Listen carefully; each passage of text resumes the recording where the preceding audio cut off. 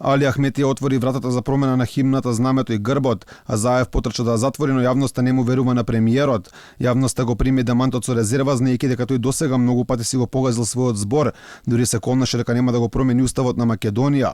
Вториот проблем во моментов е што и министерот за надворешни работи Бујар Османи ја остави отворена вратата за такво нешто.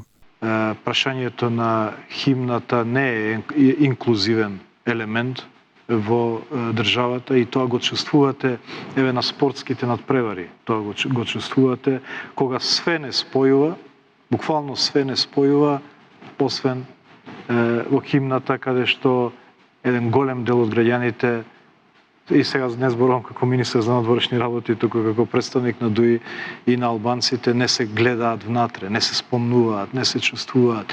А ние градиме едно општество на кое што ни завидуваат. Недовербата кон премиерот се должи на тоа што свежи се уште сеќавањата на сите негови изјави и ветувања, посебно кога е промената на уставот во прашање, зашто Заев се колнеше во своите најблиски дека нема да се случи. Додека дишам, додека го дишам овој македонски воздух и додека ме држе памет дека мојот дедо, мојот татко, сите мои предци, јас, мојот син и ќерка сме македонци, родени овде во Македонија, тоа не може да се случи. И не само тоа, верувам дека не постои роден човек во Македонија подготвен да излезе пред парламент и да бара промена на устав заради промена на уставното име. А што се однесува до уставот, гарантирам, одличен устав имаме. Европски устав.